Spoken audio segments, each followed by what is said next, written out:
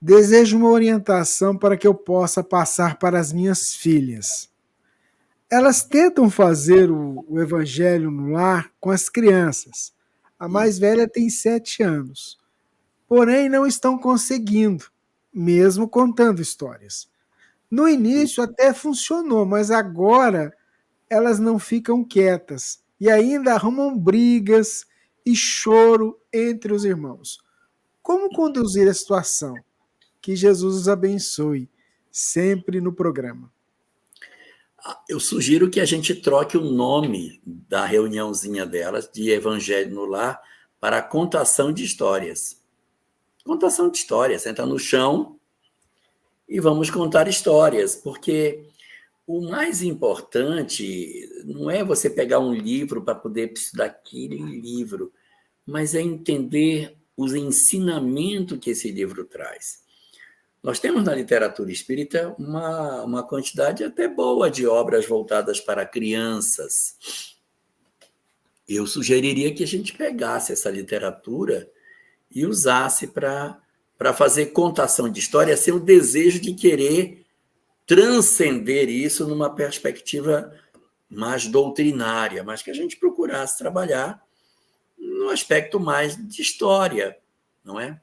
Dentro do judaísmo se faz muito isso. Quando você é criança, você pega só a história, só a história, só a história. A discussão mais técnica só vai vir quando você vier adulto, mas você vai aprendendo a história para se familiarizar, ainda que seja com a literalidade, mas se familiarizando com as parábolas, com historinhas, tem tanta historinha. O pessoal do Rio Grande do Sul tem uma literatura muito vasta, infantil, de histórias. Isso pode ajudar. Mas eu acho que talvez tirar esse rótulo e essa preocupação de ser um evangelho pode ajudar, né? Porque aí você traz para esse ambiente uma visão mais lúdica e maior facilidade de concentração, sem um grande compromisso na faixa de idade que elas estão, de entregar tanta coisa se as crianças não querem. Deixa elas crescerem um pouquinho mais, aí a gente vai aprofundando mais os conteúdos. Até no centro espírita, ninguém obriga a criança a ficar sentada no banco assistindo aquela palestra que para ela está falando chinês, né?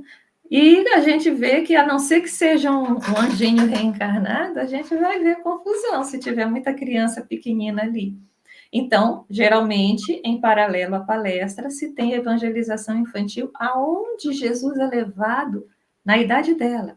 Então, fale para suas filhas, primeiro, se possível, já devem estar, né? Colocar na evangelização infantil.